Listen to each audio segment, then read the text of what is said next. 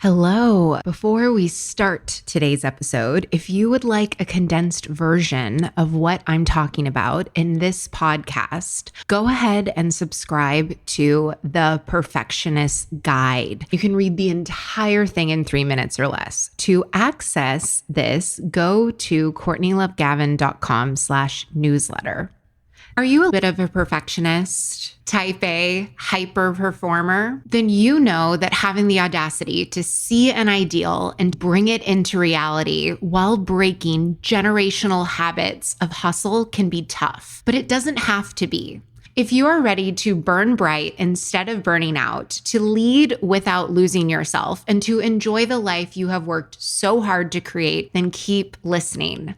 I'm your host, America's leader on rewiring perfectionism, CLG, and this is Perfectionism Rewired, the podcast. Welcome to Perfectionism Rewired. Today, we are delving into human design and gene keys. What's the difference? I'm going to tell you actually in this episode, if you're going to cherry pick, what are the key things that you can really take from each system so that you can have exponential growth and change the world in this lifetime, the one that you are living right now.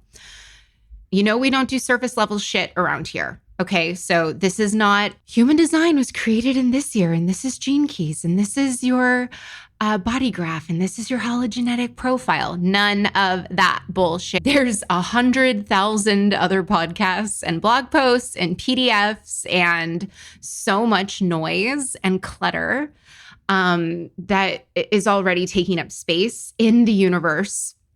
And I wanted to give you something different that we can have as a community to reference back to and to help you on your journey. Because I know if you're listening to this, you're someone who is a genius and you don't want to live a surface level, basic, boring robot life. Plethora of information that we have sometimes sifting through it can be overwhelming. And so then you end up not doing anything at all. I'm going to invite you on this episode to take a step forward in your journey. Also, if you are into astrology, in this episode, I tie in astrology with human design and gene keys. I was really into astrology. It's not that I'm not into it anymore, but my classic 3 line, we have a cornucopia of tools and interests. And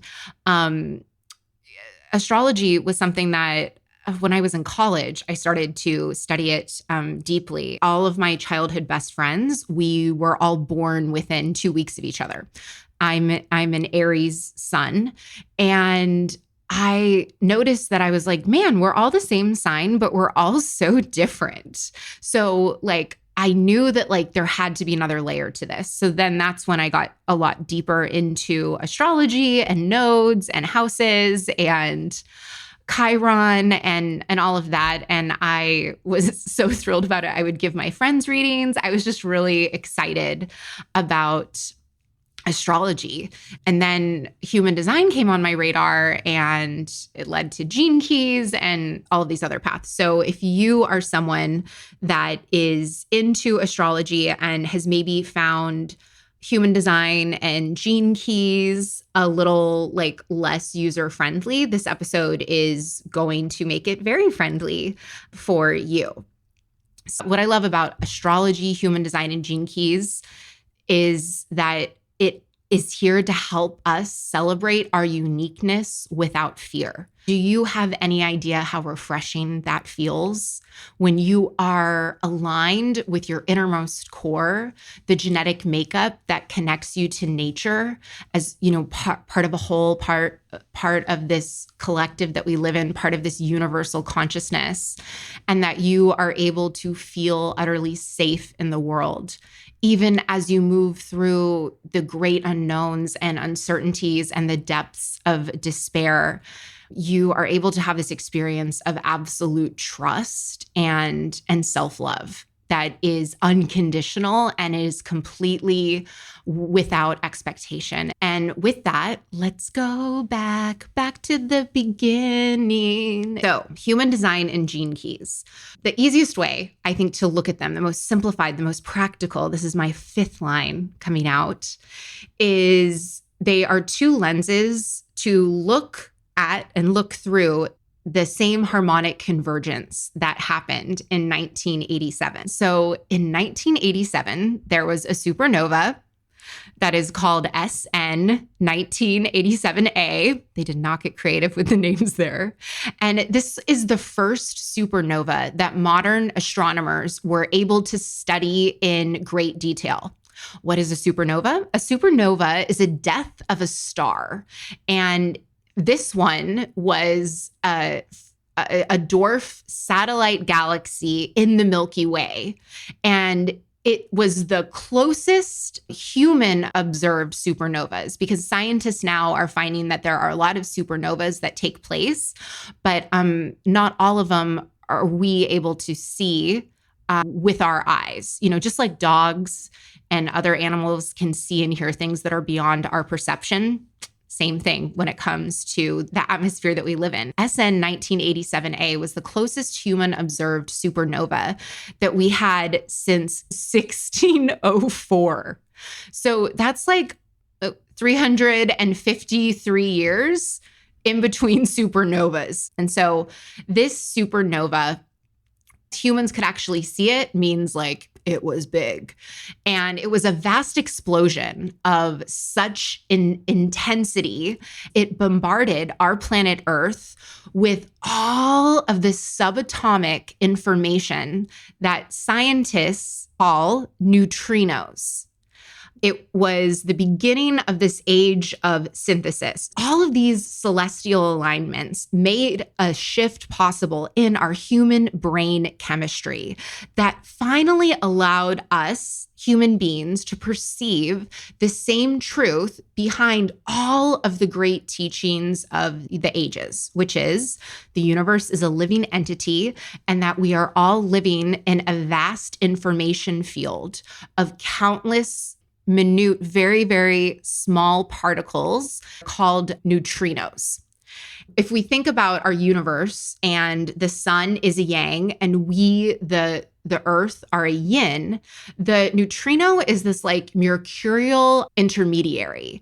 The best analogy for a neutrino, these very, very, very tiny, particles, you know how when two cars are pass each other, some a little too close, but it's not an accident, you get a little bit of paint. Like my car is silver and the red car got a little bit of paint on me and I got a little bit of paint on the red car, but then, it buffed right off.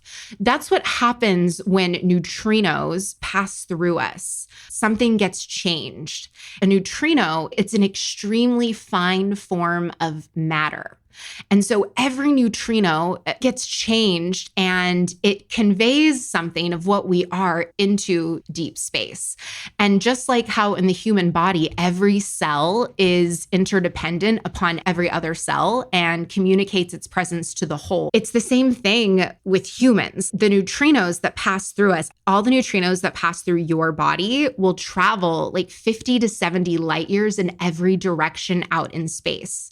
We right now are programming agents for the consciousness of the universe. So this neutrino, the supernova, SN 1987, and all of this information that the death of this star, the supernova, gave us, what is really interesting about what came through the neutrinos is that if you were alive in 1987, like every human being alive received that information. And it is readily accessible to all of us as a complete download when we are operating at the correct frequency for us.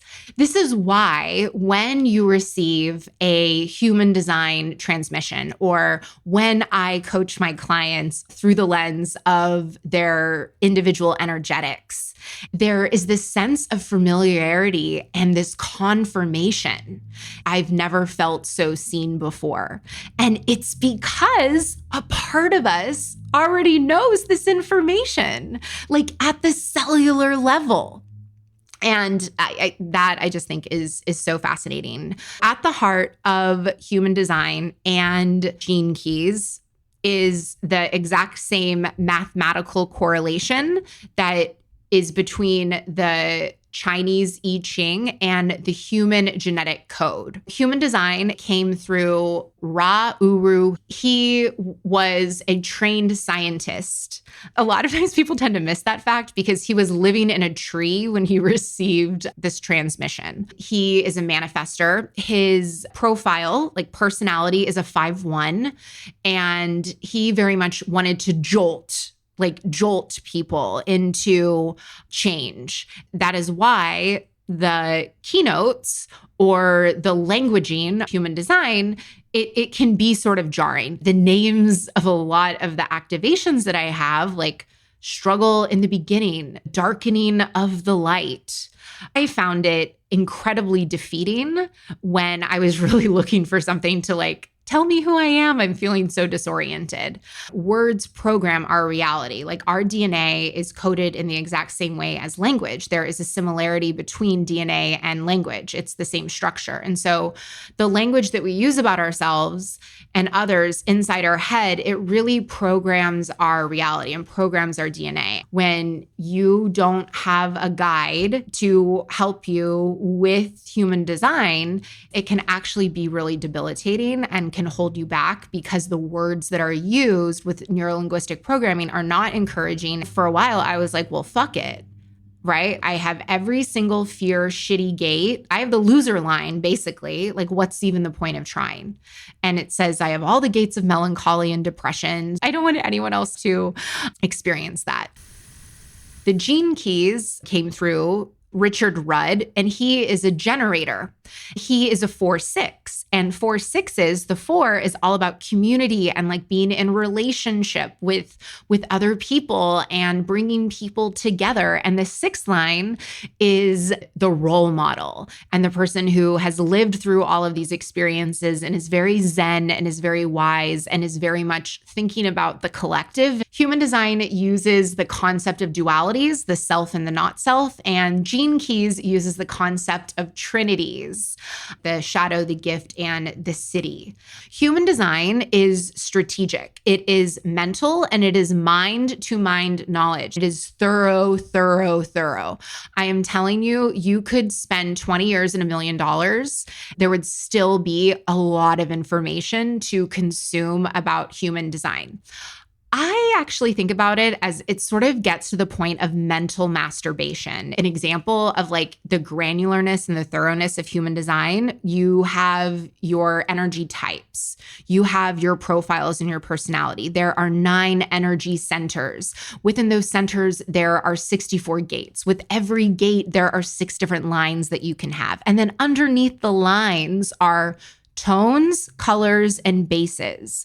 Then we also have these things called variables and cognitions and our primary health system and our rave cosmology. Oh, and also there's something called dream rave, meaning that when you're sleeping, your human design changes at night. And there is the penta, which is the human design that is formed when 3 or more humans are together. And there is BG5, which is what human design looks like in business senses. And there is OC16, which is what human design looks like in big corporations. So if your head is spinning right now, please stay with me. I promise we're not going down the human design rabbit hole.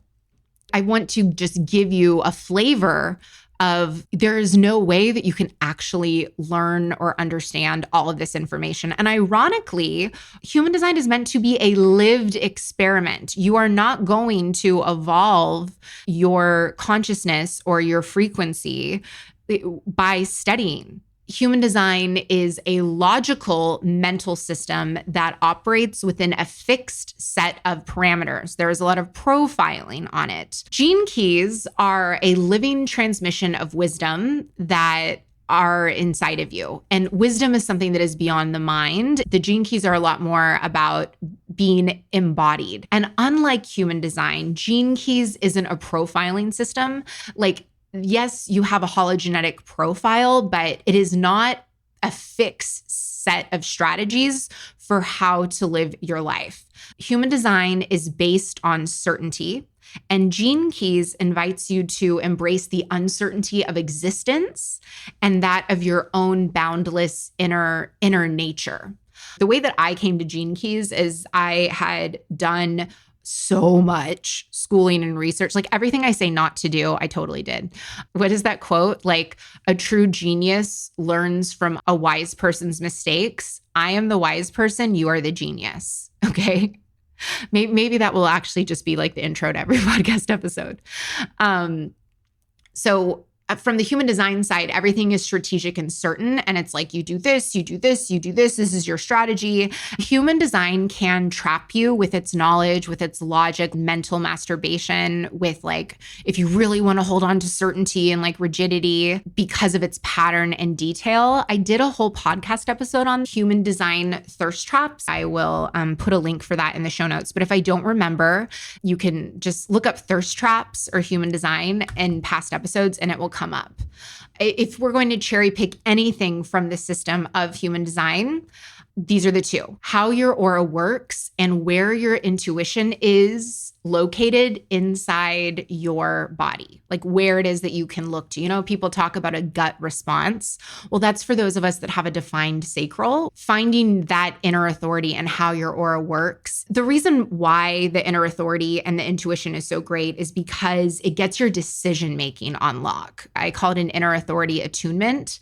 If you are interested, it's something that we can do together in a little bit over an hour. And it's something that would take you 3 years of studying in human design to do on your own. So if you are interested in that, send me a message on Instagram. If you are wanting this like cheat code of understanding how your aura works and getting really tuned into your inner authority, message me. This goes beyond Enneagram or any other personality test because it is not self-selective. This maps back to your DNA, like your amino acids.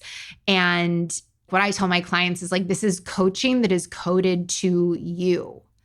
So you can be who you truly are and live your life from that sacred space within you so that you yourself feels like home.